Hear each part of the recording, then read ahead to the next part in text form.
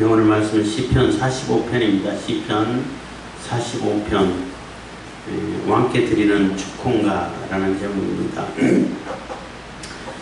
시편 45편은 고라자손에 맞서길 사랑의 노래 영장으로 소산님에 맞춘 것 이렇게 했는데 표제가 나와 있는데 그 사랑의 노래라는 얘기가 이제 시편 중에 아가다 이런 아가와 같은 그러한 사랑의 노래다 이렇게 표현하기도 합니다.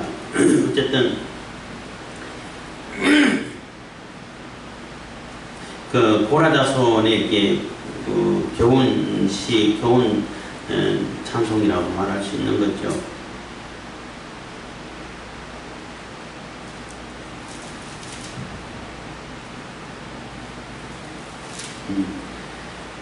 그리고 이제 이 시의 배경은 뭐 정확하게 말하기가 어렵지만 그래도 뭐 추측할 수 있는 것은 아마 솔로몬이 그 애굽 공주랑 결혼할 때 그 결혼식을 참관하면서 이 고라자손이 이 시를 쓰고 그 왕의 결혼을 축하하는 축콩가로서 이렇게 쓴 것이다라고 생각되어지고,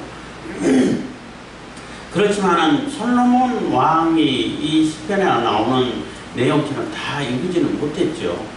그래서 이제 메시아를 상징하는 것이다, 예수 그리스도를 상징하는 것이다. 그래서 메시아 예언시라고도 분류해요. 메시아 예언시, 제왕시, 왕께 드리는 시기 때문에 제왕시, 또 메시아 예언시 이렇게 분류를 해요. 그래서 이 시편 45편에 나오는 그 왕은 이스라엘 어느 왕도 사실 실현을 못했죠. 그래도 가장 근접한 왕이 뭐 다윗 왕이고 솔로몬 왕이죠. 솔로몬 왕인데 솔로몬 왕에 대한 기대가 컸는데 그 기대에 미치지 못하고 이렇게 하나님의 뜻을 이렇게 따르지 못하는 그러한 모습인데, 이 내용처럼 완전히 이룰 수 있는 그러한 왕은 메시아밖에 없죠. 예수 그리스도 밖에 없습니다. 그래서 예수 그리스도를 상징하는 그러한 시라고 말할 수 있는 것입니다. 45편 1절입니다. 내 마음에서 좋은 말이 넘쳐 왕에 대하여 지은 것을 말하리니 내 혀는 필격의 북과 같도다 해서 내 마음에 좋은 말이 넘쳐 왕에 대하여 지은 것을 말하리니 한 얘기는 지금 그 솔로몬 왕에 대한 기대가 되게 컸죠. 왕이 이제 또 결혼할 때 특히 솔로몬 왕 때는 그 다윗 왕 때부터 시작해가지고 솔로몬 왕 때까지 그 주변 나라들의 패권을 이렇게 행사하던 시기라고 보시면 돼요. 심지어는 애굽도 공주를 보내가지고 그 솔로몬 왕하고 결혼시켜. 그러니까 패권국은 혼인동맹을 많이 맺는단 말이에요. 그래서 각 나라들이 그 패권국 가장 이제 힘센 나라에게 공주를 보내가지고 결혼시켜가지고 혼인동맹을 많이 맺어요. 그게 외교인데 그 애굽이 그 시대에 뭐 보편적으로 이제 강대국이라 그러면 애굽인데, 애국조차도 이제 다윗 시대에 와가지고 솔로몬 시대에 와가지고는 공주를 보내가지고 혼인 동맹을 청하는 그러한 그 위치까지 간 거죠. 굉장한 높은 위치고 패권을 장악한, 유일하게 그 이스라엘 그 가나안 땅에 있을 동안에 패권군을 행사하는 그 시기는 다윗 솔로몬 때밖에 없었지 않았나 이런 생각 들어요. 그렇기 때문에 물론 다윗이 다 이루어놓은 것은 이제 솔로몬은 누린 것밖에 없죠. 누린 것인데, 이 솔로몬에 대해서 다윗이 그만큼 하나님 뜻을 받들어서 잘 이렇게 나라를 운영해갖고 나라를 강대하게 만들어놓고 부국강병을 이뤄놨단 말이에요. 그리고 그것을 이어가지고 평화를 상징하는 솔로몬, 샬롬 왕이, 평화의 왕이 성전도 짓고 하니까 얼마나 굉장히 기대가 컸어요. 그렇게 볼 수밖에 없잖아요. 그러니까 이 고라자손도 솔로몬이 그 왕비를 이렇게 드리면서 결혼할 때에 그 마음이 얼마나 이렇게 흡족하고 막 흥분돼 있고 기대가 차 있고 막 노래가 저절로 줄줄줄 나오고 이런 상태라고 볼 수 있는 거죠. 그래서 그 마음의 상태를 1절에서 표현하고 있는 거예요.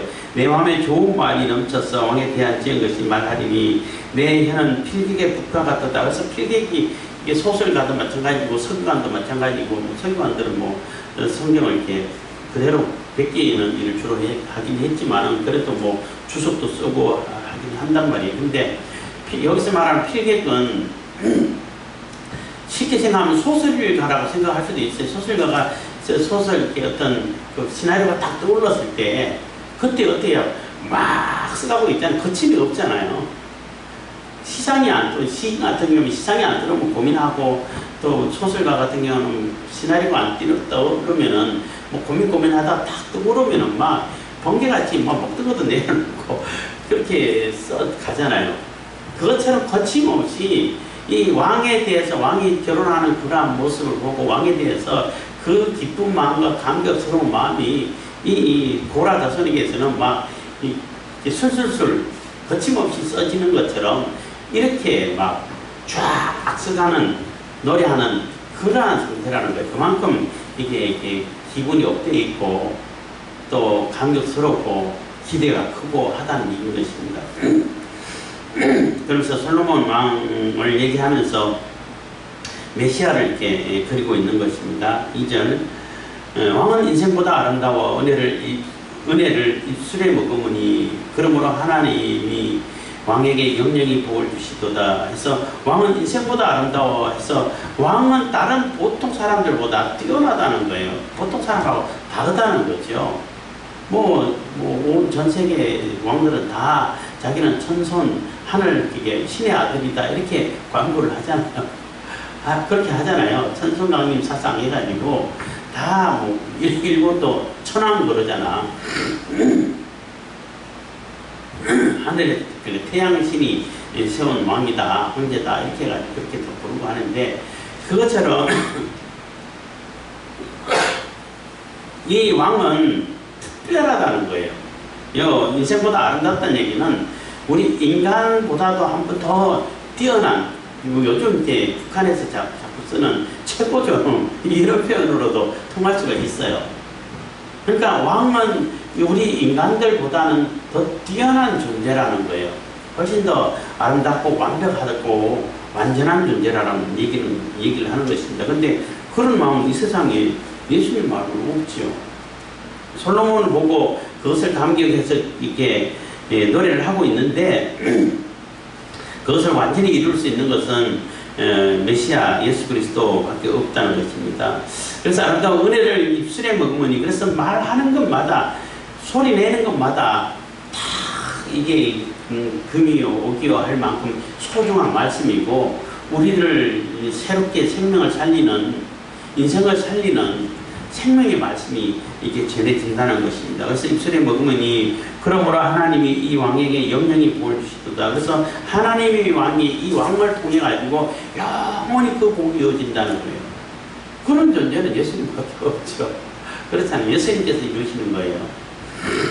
메시아이신 예수님밖에 이룰 수 있는 존재가 없는 것입니다. 그렇지만 솔로몬을 보고 그런 존재로 메시아와 같은 존재로 되기를 이렇게 기도하는 그러한 심정이라고 볼 수 있는 거죠. 3절 능한 자여 칼을 허리에 차고 왕의 영화와 위엄을 입으소서. 그래서 능한 자는 이게 능력 있는 자, 전능한 자라는 뜻이에요. 모든 것이 가능한 자, 능력 있는 자라는 뜻인데 진리와 칼을 허리에 차고 칼을 허리에 찼다는 얘기는 심판권을 얘기하는 거예요. 칼은 심판을 상징하니까 심판권을 얘기하는 것인데 왕은 심판권이 있잖아요. 최종 재판 결정을 내릴 수 있는 그런 심판권이 있고 사면권도 있고 하죠. 그런 상징입니다만은 이렇게 능력 있고 능력 있는 칼을 허리에 차고 왕의 영화와 위엄을 일으키소서. 하나님이 얼마나 세우신 메시아이신 그 왕은 얼마나 위엄이 있고 또 영화롭고 절대적이냐, 재판권을 가지고 있고 심판권을 가지고 있냐 하는 거예요. 물론 그 당시 왕들은 다 나름대로 뭐 재판권을 행사하고 했지만은 그 완전한 능력을 가지고 완전한 심판권을 가지고 있는 자는 예수님 거예요. 예수 그리스도죠. 메시아이신 예수님이 예수 그리스도이십니다. 그래서 능한 자의 칼을 허리에 차고 완전히 심판권을 상징하는 거예요. 왕의 영화와 위엄을 이루소서. 왕은 진리와 온유와 공의를 위하여 위임 있게 타고 승전하소서. 왕의 오른손이 왕에게 두려운 일을 가르치리이다. 그래서 왕은 진리와 온유와 공의를 위하여, 그래서 왕 자신을 위한 것이 아니라 그 대부분 세상 왕들은 뭐 자기의 탐욕을 채우고 자기 욕심을 위해서 권력을 남용하죠. 그렇지만 그렇게 해서는 안 된다는 거예요. 이 하나님께서 세우신 왕, 하나님께서 세우신 메시아는 물론 그 당시는 솔로몬을 보고 얘기하겠지만은 하나님의 진리와 온유는 그러니까 폭력하고 이게 배치되는 얘기잖아요. 폭력으로 하는 것이 아니라 이 백성들을 다스릴 때 온유함으로, 부드러움으로, 하나님 말씀으로 잘 훈련된 그러한 말씀으로 가르쳐야 되는 것이지 폭력으로 해서는 안 된다는 거죠. 그래서 왕은 진리와 온유와 공의를 위하여 하나님의 공의를, 하나님의 진리를 위해서 그 온유로 위험 있게 타고, 그래서 위험을 나타내고 승전하소서. 그래서 모든 것을 다 이기라는 것입니다. 다 승리하라는 거죠. 전쟁에서 이기라는 겁니다. 그래서 전쟁에 나가가지고 그 대적들을 다 물리칠 수 있는 그러한 능력을 가진 분이 바로 왕이라는 거예요. 그래서 칼을 이렇게 차고 이렇게 나온 것입니다. 오른손이, 그러니까 왕의 오른손 하면 주로 이제 힘, 능력을 얘기하는 거예요. 주로 대체적으로 오른손잡이가 거의 뭐 대부분 다 사회를 이루잖아요. 그러다 보니까 사회를 다 오른손잡이를 기준으로 해가지고 사회 시스템이 만들어지는데, 그러다 보니까 왼손잡이들이 되게 불편해 할 때가 많아요. 그렇지만 왼손잡이도 있는데 왼손잡이는 주류가 아니죠. 특별한 사람인데, 그러다 보니까 왼손잡이들은 오른손도 쓰고 왼손도 쓰다 보니까 두 손을 다 쓰다 보니까 훨씬 능력 있는 사람이고 머리 좋은 사람이 되고 이렇게 된다고 그러더라고요. 그래서 왼손잡이가 아주 특별한 사람들인 거죠. 그렇지만은 대체적으로는 오른손으로 힘이 있고 오른손으로 모든 일을 다 하기 때문에 능력의 손, 힘, 권능, 권세를 얘기하는 것입니다. 그래서 왕의 오른손이 왕에게 두려운 일을 가르치리로다 하는 것은 왕이 이렇게 그 능력을 나타내게 되면은 많은 사람들이 두려워하게 된다는 거예요. 두려울 수밖에 없고 두려움에 빠질 수밖에 없다는 것입니다. 그래서 왕은 심판권을 행사하고 능력을 가지고 전능하신 그 왕이 심판을 행사할 때에, 그리고 진리와 온유와 공의를 위하여, 또 진리와 공의를 온유함으로 이렇게 다스리고 할 때에 그 위엄과 영화로 인해 가지고 사람들이 다 두려워할 수밖에 없다는 거예요. 왕의 능력을 나타낼 때, 오른손이 나타낼 때에 사람들이 다 두려워할 수밖에 없다는 것입니다. 그래서 왕에게 두려운 일을 가르치리이다 얘기는, 그래서 그런 모습 볼 때에 그 하나님께서 세우신 그 왕이 그 능력을 행사하고 또 재판권을 행사할 때에 사람들을 두려워하는 것을 보고 이렇게 하나님의 능력을 나타내고 공의를 위해서, 진리를 위해서 그때 사람들이 두려워하는구나 하고 이게 가르친다는 그러한 표현이 될 수 있습니다. 되는 것입니다. 5절입니다. 왕의 산이 날카로워 왕의 원수의 염통을 뚫으니 만인이 왕 앞에 엎드러지는도다. 그래서 왕의 살이 화살을 얘기하는 겁니다. 왕의 화살이, 그러니까 왕의 심판을 얘기하는 거죠. 날카로워서 왕의 원수의 염통을 뚫는, 심장을 뚫어버린다는 얘기는 절대적이라는 얘기인 거예요. 왕이 심판을 행사할 때에 거기에 나서가지고 대항하고 그 심판을 거부하고 심판을 그냥 무력화시켜버리고 할 수 있는 존재는 없다는 거예요. 예수 그리스도의 심판이, 하나님의 그 심판이 임할 때에, 재림에서 심판을 행할 때에 그 심판 행사하는 예수님, 특히 재림하시는 예수님 앞에서 그 막아설 수 있는 존재가 있나요? 없어요. 시편에서도 이제 비교할 때에 철장, 그러니까 철퇴를 가지고 이 질그릇, 요즘 이 질그릇은 되게 튼튼하기도 한데 아무리 튼튼해도 뭐 철대해서 뭐 견딜 수 있냐 해서 갖다 대면 깨지는데 뭐 항아리 같은 거 뭐 툭 그냥 부딪혀도 다 깨져버리잖아요. 그런 정도밖에 안 된다는 거예요. 아무런 그 세상의 대항은 의미가 없다는 거죠. 그래서 만인이 왕 앞에 엎드려지는다. 그래서 그 만인이 다 그 왕의 예수 그리스도의 심판 앞에 다 엎드려지고 굴복할 수밖에 없게 된다는 것입니다.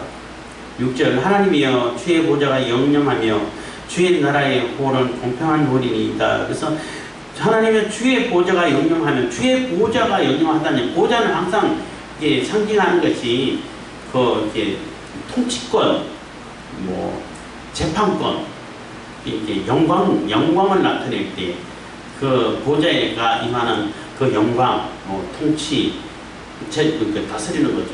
그리고 심판하는 심판권, 재판권 이런 것을 상징하는 거예요. 그래서 영원한 통치가 이루어진다는 거죠. 그래서 하나님의 주의 보좌가 영영하면 그러니까 하나님께서 세우신 하나님의 그 보좌, 하나님께서 세우신 왕이신 메시아 예수 그리스도의 그 보좌는 영원하다는 것입니다. 주의 나라의 홀은 공평한 홀이니 그래서 그 홀도 자칫 지휘권을 얘기하는 거예요. 홀은 이게 그 장군이라든지 대통령은 요즘 그런 거 들고 다니지 않는데 사단장, 군대 있을 때 사단장이라든지 이런 뭐 장급은 이로만 지휘봉을 꼭 들고 다녀요. 들고 다니는 거 봤는데 그게 이제 홀인데 왕은 옛날 왕은 그런 홀을 다 들고 있죠. 요즘 주라는 표현을 쓰는데 그 지휘권을 얘기하는 거예요. 지휘권은 그 하나님께서 세우신 하나님 나라의 그 지휘권, 하나님의 통치는 너무나 공평하다는 것입니다. 세상 사람, 세상 왕들처럼 치우치지 않았다는 거예요. 불공평하고 또 지 마음대로 이러지 않다는 거예요. 그 통치권은 너무나 공평하고 누구나 다 수긍할 수밖에 없고 따를 수밖에 없는 기꺼이 따르는 그러한 통치권을 가지고 있다는 것입니다. 7절 왕이 정의를 사랑하고 악을 미워하시니 그러므로 하나님 곧 왕의 하나님이 즐거움의 기름으로 왕에게 부어 왕의 동료보다 승하게 하셨나이다. 그래서 왕이 정의를 사랑하고 그래서 이 왕은 하나님께서 세우신 이 왕은 정의를 사랑한다는 거예요. 자기의 어떤 권력이라든지 뭐 재산이라든지 이런 탐욕이라든지 이런 걸 좋아하는 것이 아니고 어떤 뭐 여색을 밝힌다든지 이런 걸 좋아하는 게 아니고 하나님의 정의를 사랑한다는 거예요. 그게 하나님께서 세우신 왕이라는 거죠. 메시아를 얘기하는 겁니다. 사랑하고 악을 미워하고 당연히 악을 미워하죠. 그러므로 하나님 곧 왕의 하나님이 즐거움의 기름으로 그래서 하나님께서 기쁨과 즐거움으로 기꺼이 기름 부어서 세우신다는 거예요. 그래서 그 기꺼이 그 메시아에게 모든 고난을 다 위임해 주죠. 예수 그리스도에게 성부 하나님께서 심판, 구원권, 심판권 다 이렇게 위임해 줘가지고 심판하시는 분도 예수 그리스도 성자 하나님이시고 구원하시는 자도 성자 하나님이신 거예요. 그래서 예수의 이름으로 우리가 기도도 하고 또 능력을 나타내기도 하는 거예요. 그래서 예수의 이름이 중요한 거죠. 그래서 하나님께서 기쁘고 즐거움으로 기름 부어서 세우신다는 것입니다. 왕의 동료보다 승하게 하셨다 이런 얘기는 왕의 동료 다른 왕들처럼 똑같은 왕들보다 이긴다는 얘기잖아요. 그 얘기는 왕 중에 왕이라는 얘기인 거예요. 많은 열왕들의 왕이 된다는 얘기예요. 다른 왕들하고 똑같아 이게 아니고 다른 왕들보다 더 뛰어나고 그 왕들을 다 이기고 그 왕들을 다 주의하고 다 제압할 수 있는 그러한 왕 중의 왕. 뭐 세상에서는 그 제국 얘기할 때는 황제 이런 표현을 씁니다만은 왕 중의 왕이라는 얘기인 것입니다. 8절입니다. 왕의 모든 옷은 모략과 침향과 육개의 향이 있으며 성화궁에서 나오는 현악은 왕을 즐겁게 하도다 해서 왕의 모든 옷은 모략과 침향과 육개의 향기가 있으며 이 모략, 침향 아주 귀하고 너무나 향기로운 향이죠. 그래서 정말 좋고 향기롭고 귀하고 모략은 무슨 뜻이다 굳이 그렇게까지 할 필요는 없고 침향은 무슨 뜻이 할 정도가 너무나 귀한 향기가 복음의 향기가, 하나님의 나라의 아름다운 향기가 왕에게부터 나온다는 거죠. 옷에서부터, 왕의 행실에서부터 나온다는 것입니다. 향기가 있으면, 물론 뭐 대관식 할 때에, 또 결혼식 할 때에 가진 향 다 뿌리죠. 그래서 그 향이 너무나 아름답고 향기롭고 귀하다는 것입니다. 상하궁에서 나오는 현악은 왕을 즐겁게 하더라. 그래서 상하궁은 상하를 이렇게 조각해가지고 왕자를 꾸미고 보좌를 꾸미고 왕을 장식했다는 거예요. 뭐 상하 가지고 집을 질 수는 없잖아요. 너무나 그러는데, 그래서 스바 여왕이 솔로몬 왕을 예방하고 보고 그 층계에 올라갈 때 어지러워가지고 뭐 어떻게 저렇게 화려할 수 있을까, 뭐 정신이 나갈 정도로 이렇게 했다는 그런 표현이 있는데, 그것처럼 그 상하궁에서 나오는 현악은 왕을 즐겁게 하도다, 그렇다는 것입니다.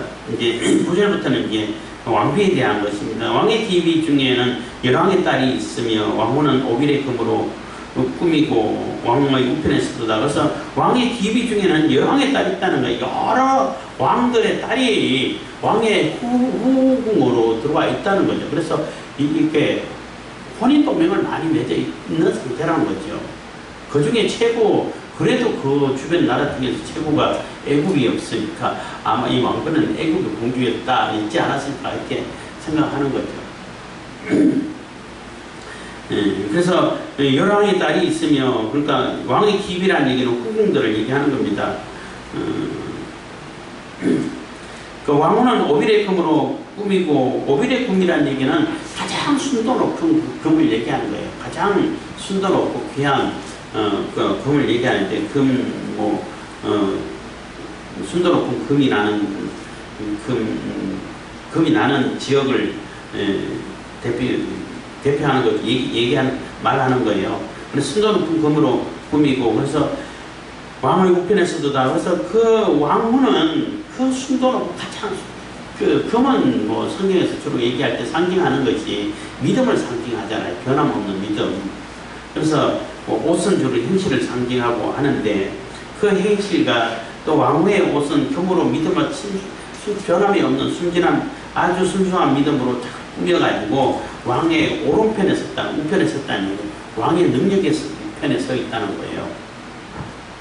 성도들도 마찬가지로 예수 그리스도의 신부로서 믿음을, 순수한 믿음을 가지고 있을 때 주님이 예수님의 우편에 서서 같이 심판권을 행사하고, 또 같이 예수님 재림하실 때 맞이하고, 또 같이 이 땅에 내려와서 이 세상 심판할 때 같이 배심원으로 서 있고, 뭐 이런 것을 상상할 수 있는 거죠.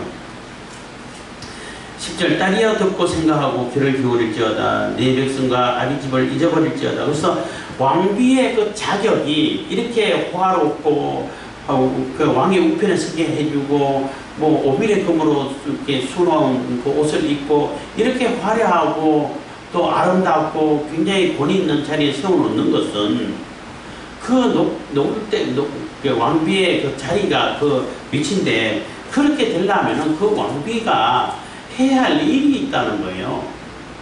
뭐냐면은 딸이여 듣고 생각하고 귀를 기울일지어다. 반드시 듣고 생각하고 귀를 기울여서 실천하라는 얘기인 거예요.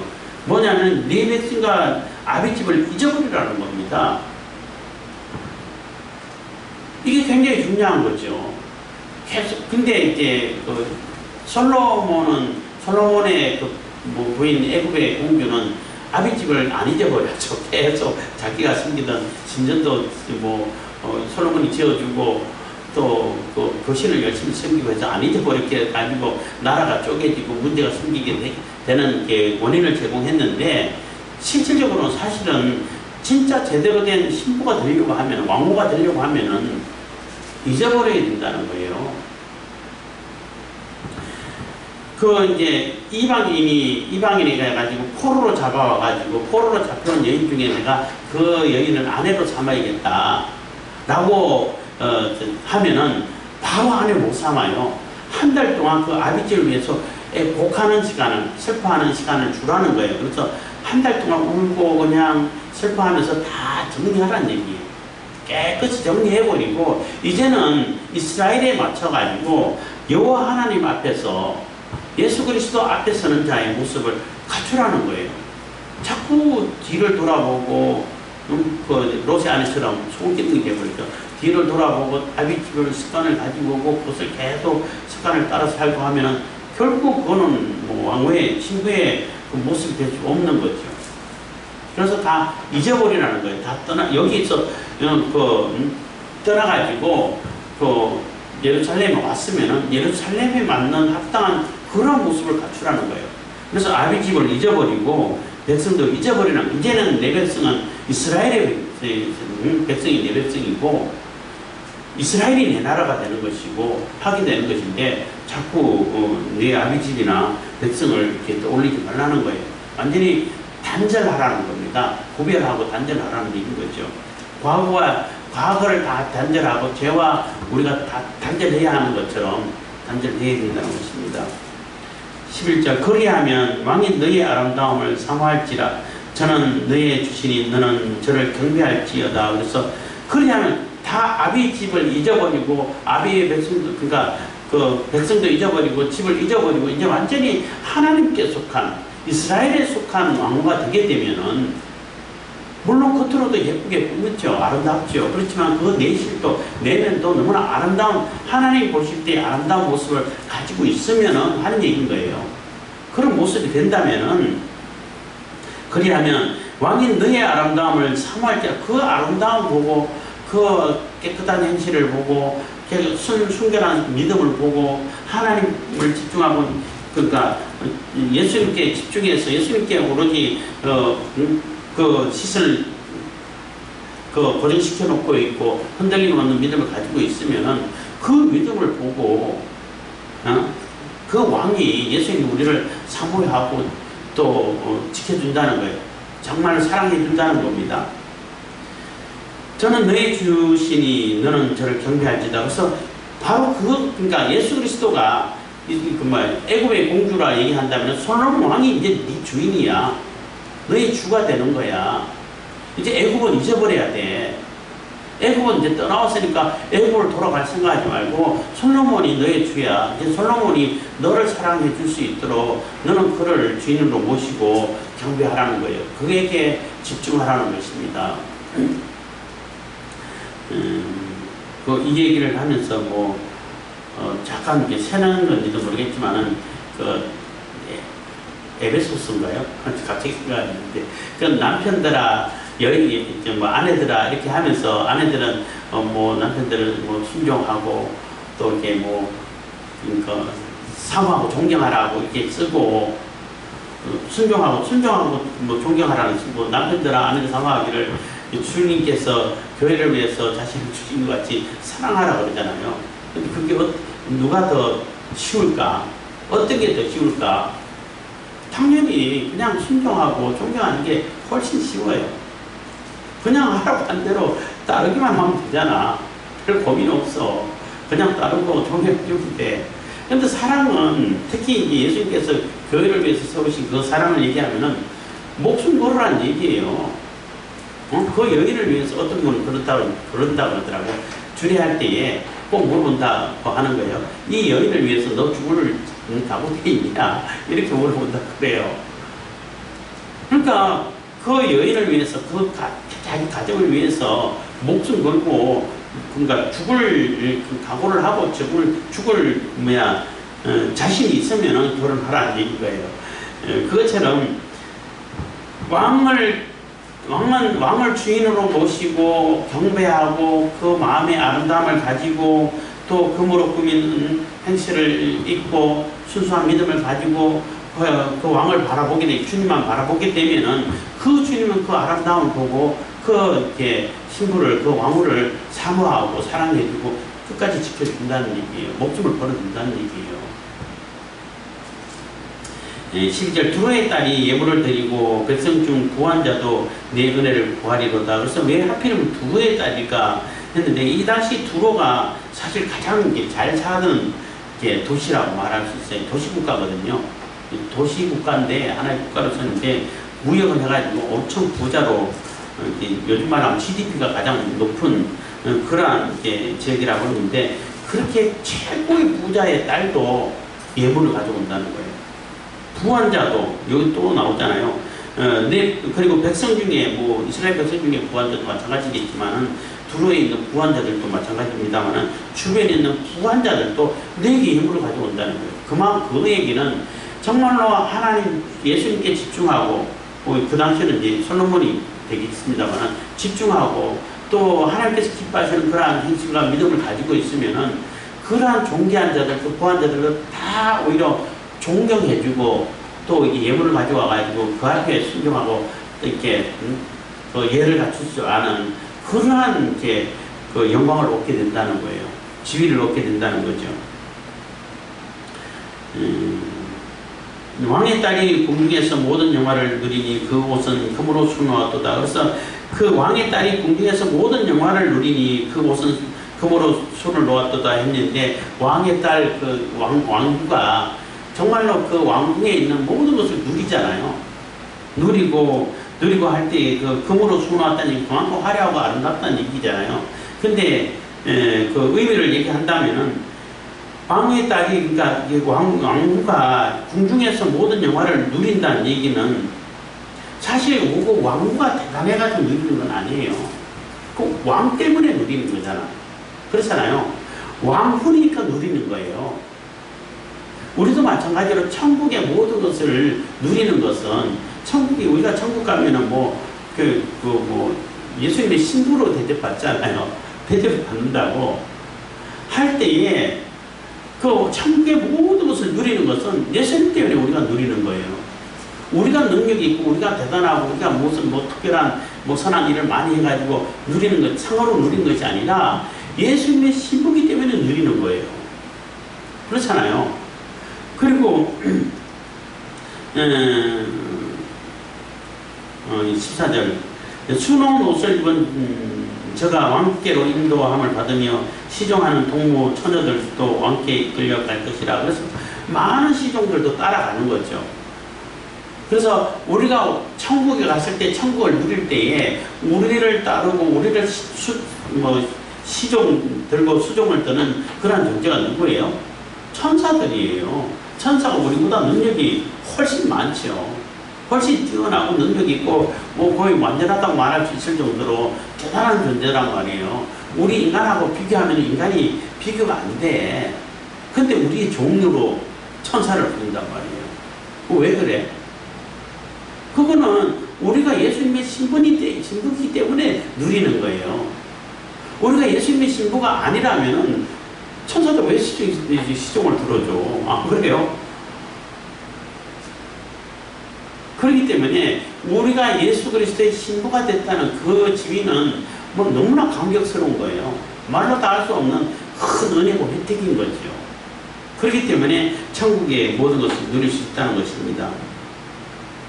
그래서 시종하는 동무 처녀들과 왕께로 이끌려갈 것이다. 그래서 결혼식하고 또 시종하는 따르는 그 시녀들도 따라가고 하는 그런 모습을 그리는 것입니다만은 그게 우리의 천국 예수님과 우리를 비교한다면은 예수님의 신부가 된 교회 우리가 천국에 와서 많은 천사들도 거느리고 천사들이 우리를 시종 들어준다는 거예요. 15절 저희가 기쁨과 즐거움으로 인도함을 받고 왕궁으로 들어가렵니다. 그래서 기쁨과 즐거움으로 그 천국에 있는 천국의 삶은 감격적인 삶이고 기쁨과 즐거움, 눈물이 없고 고통, 고난, 염려, 걱정 이런 거 없고 기쁨과 즐거움이 있고 찬송이 있고 이런 곳이 천국이죠.